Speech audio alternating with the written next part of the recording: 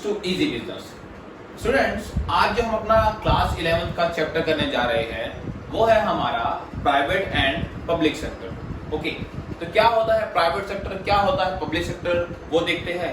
Students, पहली बात तो ये प्राइवेट सेक्टर का मतलब है कुछ ऐसे पर्संस जो मिलकर एक बिजनेस या एक कंपनी या फिर किसी सोल ट्रेड या किसी को खोल रहे हैं, पार्टनरशिप को खोल रहे हैं। ओके, ध्यान रखना प्राइवेट सेक्टर में इतना ही डिफरेंस है कि वहां पर गवर्नमेंट का कोई भी इंटरफेरेंस नहीं होता। प्राइवेट सेक्टर में जो मालिक होंगे वो भी प्राइवेट बंदे होंगे, ओनर। ओके, ओनरशिप भी वो होंगे, मैनेजर भी वही होंगे, जो बिजनेस को मैनेज करेंगे वो भी वही करेंगे। गवर्नमेंट का कोई भी इंटरफेरेंस नहीं होगा। लेकिन पब्लिक सेक्टर में किसका इंटरफेरेंस होगा? गवर्नमेंट का इंटरफेरेंस होगा। तो ये दोनों क्या है, मेन डिफरेंस है इन प्राइवेट सेक्टर और पब्लिक सेक्टर में। ओके स्टूडेंट्स, ये चीज ध्यान रखना, हमारी जब इकोनॉमी पहले स्टार्टिंग में जो हमारी इकोनॉमी थी वो हमारी पूरी की पूरी पब्लिक सेक्टर पे डिपेंड थी, क्योंकि स्टार्टिंग में प्राइवेट सेक्टर्स नहीं होते थे। जितनी भी कंपनीज होती थी वो सारी कौन सी होती थी? पब्लिक कंपनीज, मतलब गवर्नमेंट की कंपनीज होती थी। ओके, मतलब जिसपे गवर्नमेंट का कोई ना कोई राइट होता था, गवर्नमेंट का इंटरफेरेंस होता था, वही। लेकिन क्या हुआ, धीरे धीरे जब पब्लिक सेक्टर को ये लगा कि वो अकेले इकोनॉमी को नहीं उठा पा रहे, ओके, तब जाके धीरे धीरे उन्होंने थोड़ा थोड़ा अपना टास्क प्राइवेट पर्संस को देना शुरू कर दिया। और तब क्या हुआ कि प्राइवेट सेक्टर जो था, उन्होंने जो टास्क पब्लिक सेक्टर ने उनको दिया था, उन्होंने उसको बहुत अच्छे ढंग से निभाया। ओके, बहुत अच्छे से कंप्लीट किया और उन्होंने इकोनॉमी को बूस्टअप करने में, मतलब इकोनॉमी को बढ़ाने में क्या की? पब्लिक सेक्टर की हेल्प की। ओके, तो स्टूडेंट्स इतना ध्यान रखिए, आज के टाइम जो हमारी इकोनॉमी में स्टेबिलिटी है, मतलब हमारी इकोनॉमी को अच्छे से सक्सेसफुली रन करने के लिए, हमारी इकोनॉमी को बनाए रखने के लिए दोनों सेक्टर का होना ही जरूरी है, whether it is private sector और पब्लिक सेक्टर। ओके, तो एक अच्छी की लाइन भी दे रखी है आपके लिए कि both the private and public sector are necessary. दोनों ही प्राइवेट और पब्लिक सेक्टर दोनों ही क्या है? नेसेसरी है, जरूरी है। किस लिए? For the successful running of an economy. किसी भी देश की इकोनॉमी को अच्छे से रन करने के लिए।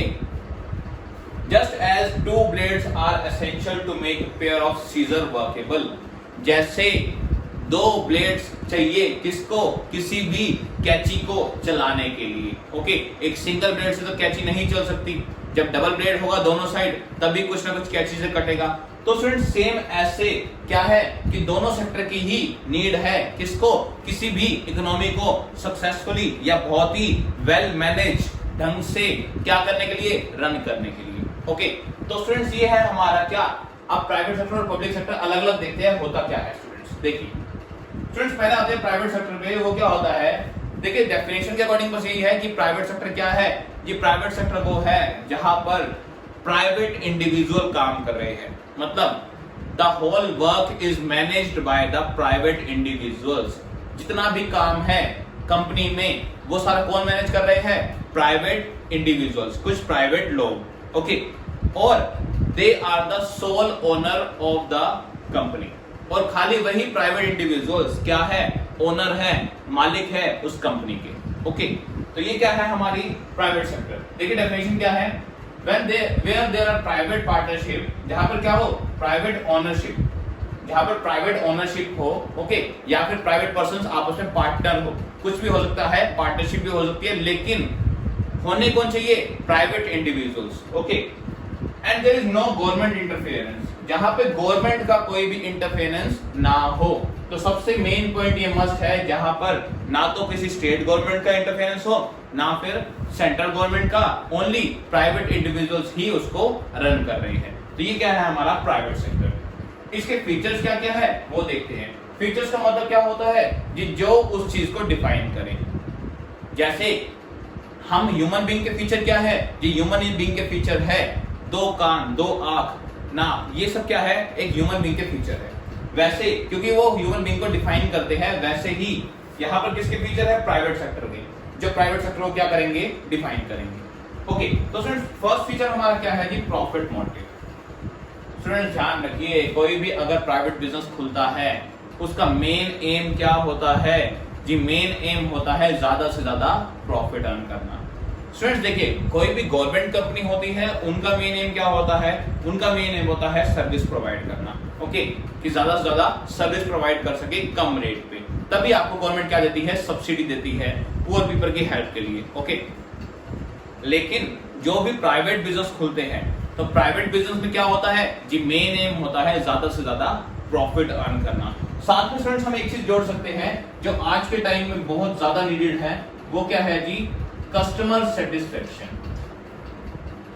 जी आपका आज के टाइम अगर आप खाली प्रॉफिट मोटिव रखते हो तो आपका बिजनेस रन नहीं कर सकता अच्छे से, क्योंकि मान लीजिए एक नया बिजनेस आया। ओके, वो क्या करता है? या फिर एक दूध वाले का एग्जांपल लेते हैं। ओके, एक दूध वाला क्या करता है? अपना नया बिजनेस खोलता है दूध का। वो क्या करता है? पहले तो बहुत अच्छी क्वालिटी का बिना मिलावट का दूध हर घर में पहुंचाता है, वो भी एक रीजनेबल प्राइस में। ओके, उसका बिजनेस धीरे धीरे अच्छा चलने लग गया, क्योंकि लोगों को उसका दूध का टेस्ट या उसको दूध का जो क्वालिटी है वो पसंद आने लग गई। ओके, धीरे धीरे क्या हुआ? उसने धीरे धीरे सोचा कि अब मेरी सेल तो इंक्रीज हो गई है, तो क्यों ना मैं अब मिलावट करना शुरू कर दूं जिससे मेरा प्रॉफिट बढ़ जाए।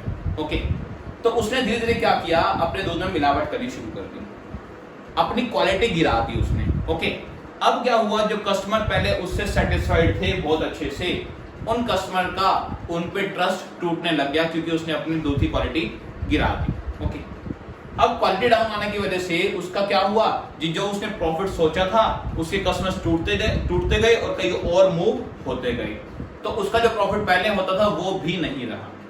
तो स्टूडेंट्स ध्यान रखिए, आज के टाइम में जो मॉडर्न जनरेशन है, आज कॉम्पिटिटिवनेस इतनी है, मतलब इतना कंपटीशन है मार्केट में, कि अगर आप कस्टमर को सेटिस्फाई नहीं कर पाए तो आप प्रॉफिट अर्न नहीं कर सकते। तो profit motive as well as customer satisfaction, ये हमारा किसका मोटिव होता है? किसी भी प्राइवेट सेक्टर का फर्स्ट फीचर। सेकंड क्या है जी? जी सेकंड है प्राइवेट ओनरशिप। जी यहाँ पर प्राइवेट सेक्टर में मैंने आपको बताया कि मालिक कौन होंगे जी? वही प्राइवेट पर्सन जिन्होंने मिलकर वो बिजनेस को स्टार्ट किया है, बस, और कोई वहां पे ओनरशिप नहीं कर सकता। ओके, या फिर वो प्राइवेट पर्सन क्या कर सकते हैं? किसी को सिलेक्ट कर सकते हैं। जैसे कंपनी में क्या होता है जी? कंपनी में जितने भी शेयर होल्डर्स होते हैं, शेयर होल्डर्स का मतलब क्या है जी? जिन्होंने कंपनी के शेयर्स खरीद रखे हैं। शेयर्स मतलब टुकड़े, जिन्होंने कंपनी में क्या लगा रखा है? पैसा लगा रखा है, कुछ ना कुछ अपना हिस्सा लगा रखा है, शेयर लगा रखा है। वो सारे शेयर होल्डर्स मिलके कुछ ऐसे पर्संस को सिलेक्ट करते हैं। किसके थ्रू? वोटिंग के थ्रू। क्या करते हैं जी? वोट देता है हर एक शेयर होल्डर, और एक शेयर होल्डर के पास एक ही वोट होता है। वो क्या करते हैं? अपने वोटिंग से कौन चुनते हैं? Board of director. क्या चुनते हैं? बोर्ड ऑफ डायरेक्टर, जो कि किसी कंपनी को रेगुलर एक्टिविटीज को मैनेज करता है, किसी भी कंपनी की रेगुलर एक्टिविटीज को मैनेज करता है। वो कौन होते हैं? Board of director. कौन चुनता है? ये वो चुनते हैं हमारे शेयर होल्डर्स वोटिंग के थ्रू। तो यहाँ पर मेन बात क्या है जी? ओनरशिप किसकी होगी? प्राइवेट ओनरशिप होगी, कोई भी बाहर से ओनरशिप नहीं होगी। नेक्स्ट क्या है हमारा पॉइंट जी? वो है profit as evidence of success. Students, profit as evidence of success का मतलब क्या है वो देखते हैं जी। एविडेंस होता है प्रूफ। एविडेंस क्या होता है?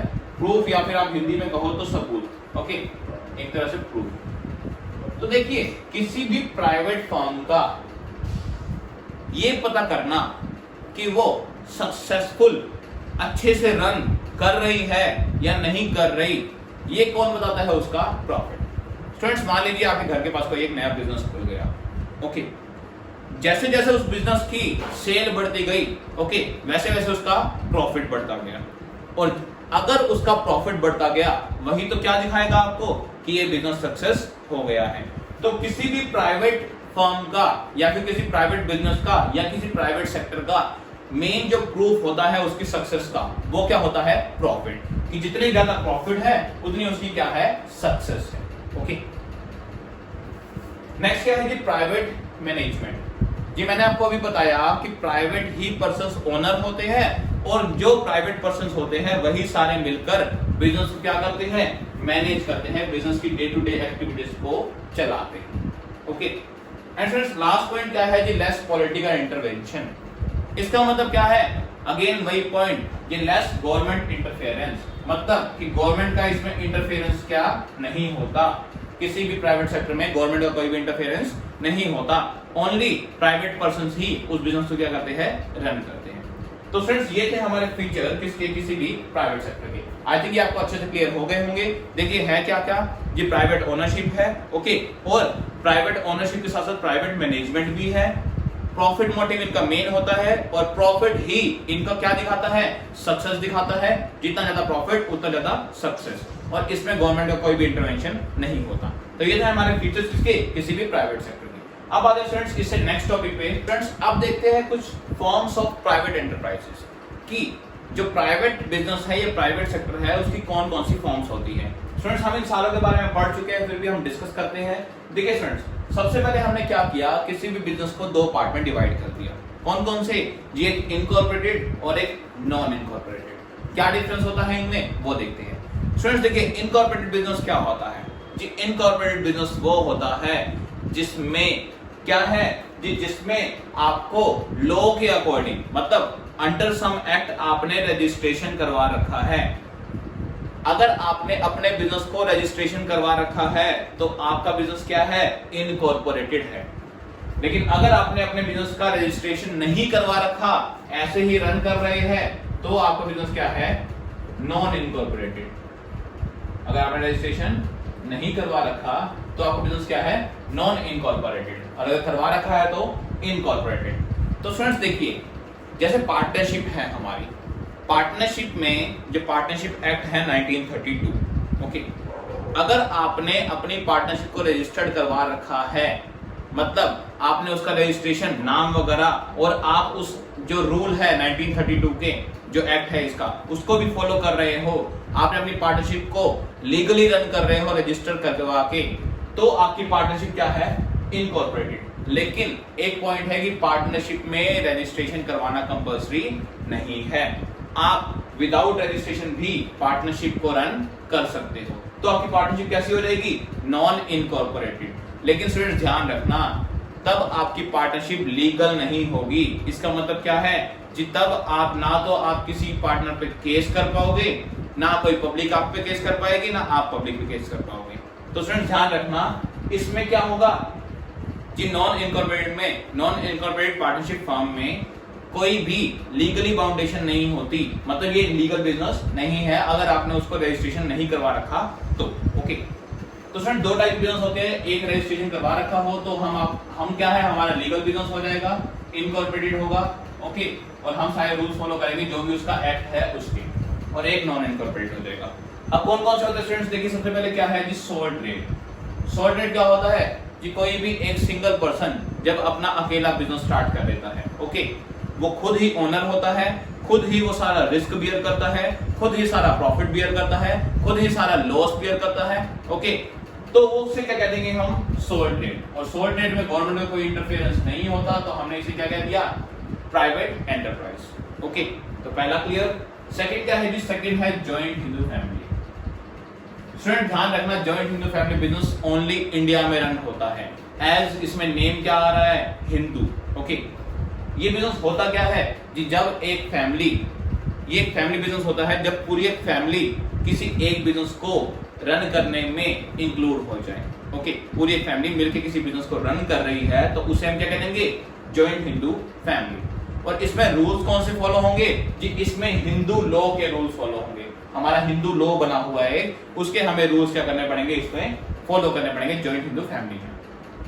स्टूडेंट्स होता क्या है इसमें जी, इसमें सबसे ओल्डेस्ट मेंबर, जो सबसे आपका सीनियर मेंबर होता है, ओके, वो कौन बनता है, कर्ता। कौन बनता है, कर्ता, ओके। तो कर्ता के पास सारी पावर होती है डिसीजन लेने की, कोई भी, ओके, क्योंकि कर्ता की लायबिलिटी क्या होती है, अनलिमिटेड। लायबिलिटी का अनलिमिटेड होने का मतलब क्या है स्टूडेंट्स, वो सुनिए। लायबिलिटी अनलिमिटेड का मतलब है कि जितना भी लॉस हो जाए बिजनेस में, देखिए जो बाकी मेंबर्स हैं कर्ता को छोड़कर, वो सारे मेंबर्स तो एक लिमिटेड लॉस देंगे बस, कि उनको अगर कह रखा है कि हर मेंबर ने 10,000 रुपए लॉस देना है तो वो 10,000 ही देंगे, ओके। मान लीजिए बिजनेस को लॉस हो गया 10 लाख का, तो सारा का सारा जो बचा हुआ लॉस है वो किसको बियर करना पड़ेगा, कर्ता को, क्योंकि कर्ता की जो लायबिलिटी है वो क्या है, अनलिमिटेड। अनलिमिटेड का मतलब जितना भी लॉस हो उसको वो बियर करना पड़ेगा, ओके। तो स्टूडेंट्स ये होती है हमारी जॉइंट हिंदू फैमिली। ये पूरा चैप्टर है जो हम अपना पढ़ चुके हैं। ओके, तो ये भी क्या है स्टूडेंट्स, एक प्राइवेट सेक्टर का ही पार्ट है। ओके, अब नेक्स्ट क्या है जी, पार्टनरशिप। स्टूडेंट देखिए पार्टनरशिप क्या होता है, जब दो या दो से ज्यादा पर्सन किसी बिजनेस को रन करने के लिए एग्री हो जाते हैं और अपने प्रॉफिट और लॉस को शेयर करने के लिए एग्री हो जाते हैं, तो हम उसे क्या कह देते हैं, पार्टनरशिप। ध्यान रखिएगा स्टूडेंट्स, पार्टनरशिप में मैक्सिमम नंबर ऑफ मेंबर्स कितने हैं जी, मैक्सिमम नंबर ऑफ मेंबर्स हो सकते हैं 20। ओके, किसमें, नॉर्मल पार्टनरशिप में। लेकिन अगर हम बात कर दें कि बैंकिंग केस में पार्टनरशिप आ जाए, तो बैंकिंग के बिजनेस में अगर आप पार्टनरशिप कर रहे हैं तो मैक्सिमम कितने मेंबर्स हो सकते हैं, ओनली 10। कि अगर आपने दोस्तों ने मिलकर एक बैंक ओपन कर लिया, ओके, एक बैंक की ब्रांच ओपन कर ली, तो आप मैक्सिमम 10 मेंबर्स हो सकते हैं उस बैंकिंग बिजनेस में। ओके, तो ये होती है हमारी पार्टनरशिप। ओके, और ये भी किसका एक टाइप है जी, प्राइवेट सेक्टर का एक टाइप। ध्यान रखना पार्टनरशिप में भी पार्टनर्स की लायबिलिटी अनलिमिटेड होती है। अनलिमिटेड क्यों होती है जी, इसमें भी क्या होता है, आपके पार्टनर्स हैं जो भी पार्टनर बिजनेस को चला रहे हैं, वही तो लॉस बियर करेंगे सारा, और कोई बाहर से आके लॉस बियर नहीं करेगा। तो पार्टनरशिप में पार्टनर्स की लायबिलिटी क्या होती है, अनलिमिटेड। और स्टूडेंट्स सोल ट्रेड को जब ऐसा लगता है, मान लो आपने एक बिजनेस खोला, आपको लगता है आपको बिजनेस को फैलाना चाहिए, नाम अच्छा हो गया है, तो आप क्या करेंगे, अकेले तो आप बिजनेस दूसरी जगह पर लेके जा नहीं सकते, तब आप सोल ट्रेड को किसमें कन्वर्ट करोगे, पार्टनरशिप में। तो पार्टनरशिप या तो क्या हो सकती है, सोल ट्रेड से कन्वर्ट हो सकती है, या फिर अगर स्टार्टिंग ही कोई दो जने मिलकर कोई बिजनेस खोलना चाहते हैं तो भी पार्टनरशिप स्टार्ट हो सकती है। ओके, अब फ्रेंड्स आते हैं क्या, जॉइंट वेंचर पे। जी ये क्या होता है, joint venture is also a kind of partnership. ये भी एक पार्टनरशिप का ही टाइप है, लेकिन इसमें डिफरेंस क्या है जी, बहुत बड़ा डिफरेंस है जी। जॉइंट वेंचर दो ही पर्पस से खुलता है, दो ही पर्पस से खुलता है। कौन कौन से जी, या तो ये क्या खुलेगा, एक लिमिटेड टाइम के लिए, किसके लिए, एक लिमिटेड टाइम पीरियड के लिए, या फिर कोई एक पर्टिकुलर टास्क के लिए, कोई एक पर्टिकुलर टास्क के लिए। ओके फ्रेंड, देखिए जॉइंट वेंचर होता क्या है, देखिए जॉइंट वेंचर का मतलब है किन्हीं भी दो प्राइवेट इंडिविजुअल या फिर किसी फर्म में, ओके, आपस में क्या हो जाना, उनका जॉइंट हो जाना।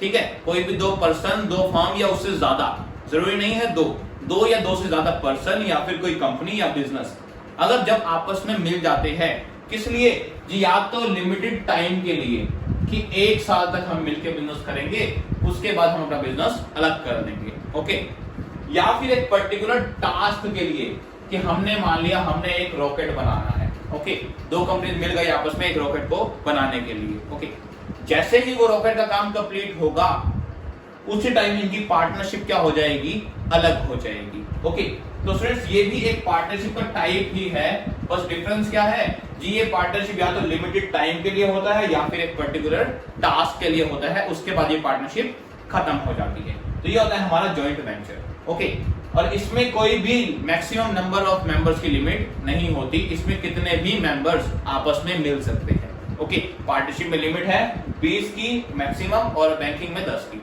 लेकिन इसमें कोई भी मैक्सिमम मेंबर्स की लिमिट नहीं है। ओके, कितने भी मेंबर्स हो सकते हैं, बस ये दो केस जो मैंने बताए ये इसमें फुलफिल होने चाहिए।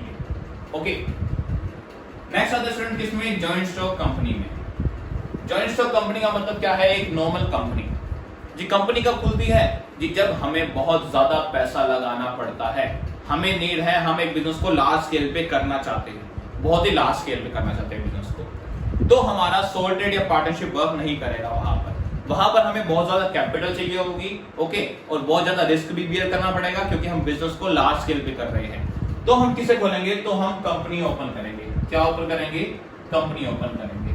ओके, तो स्टूडेंट्स हम क्या करेंगे, जब कंपनी ओपन करेंगे, कंपनी दो टाइप की होती है, एक प्राइवेट और एक पब्लिक। तो अभी हम बात किसी कर रहे हैं यहाँ पर, प्राइवेट एंटरप्राइज की। तो अभी हम प्राइवेट कंपनी की बात कर रहे हैं, पब्लिक कंपनी की बात नहीं कर रहे। ओके, तो इसमें क्या होगा जी, इसमें कुछ प्राइवेट पर्संस होंगे, वो मिलकर क्या लगाएंगे, पैसा लगाएंगे। ओके, तो वो क्या आ जाएगा, हमारा जॉइंट स्टॉक कंपनी। इतना ध्यान रखना स्टूडेंट्स, कंपनी में जितने भी लोग होते हैं, मतलब लोग कौन, जो उन्होंने पैसा लगा रखा है, और जिन्होंने पैसा लगा रखा है उसे हम क्या कहते हैं, शेयर होल्डर। ओके, जितने भी शेयर होल्डर्स होते हैं उनकी लायबिलिटी क्या होती है, लिमिटेड होती है। जैसे स्टूडेंट्स आपने अगर देखा होगा रिलायंस कंपनी के शेयर है, पेटीएम के शेयर है या पंजाब नेशनल बैंक के शेयर है, हर कंपनी के क्या होते हैं, शेयर होते हैं। ओके, अगर आपने घर बैठे बैठे उन शेयर्स में अपना पैसा लगा दिया तो स्टूडेंट्स आपने जितना पैसा लगाया सिर्फ उसी का डूबने का रिस्क है। ये नहीं कि वो आपको कहेंगे कि कंपनी को इतना लॉस हो गया है और पैसा दो। तो जितना आपने हिस्सा लगा रखा है, जितने आपने शेयर्स खरीद रखे हैं, उतना ही आपको लॉस बियर करना पड़ सकता है अगर कंपनी बंद हो जाए तो। उससे ज्यादा लॉस बियर नहीं करना पड़ सकता। ओके, तो कंपनी में लायबिलिटी क्या होती है, ओनली लिमिटेड होती है। अच्छा, नया लास्ट आते हैं स्टूडेंट्स कंज्यूमर, हमारी कोऑपरेटिव सोसाइटी या कंज्यूमर कोऑपरेटिव सोसाइटी, बहुत सारे टाइप्स है इसके।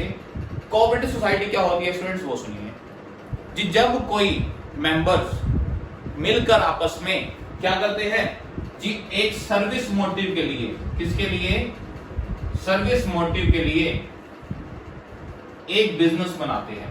ओके, इनका मेन काम क्या होता है कि लोगों को सर्विस प्रोवाइड करना। देखिए, ये मेंबर्स अपनी इच्छा से आते हैं, अपनी इच्छा से जाते हैं।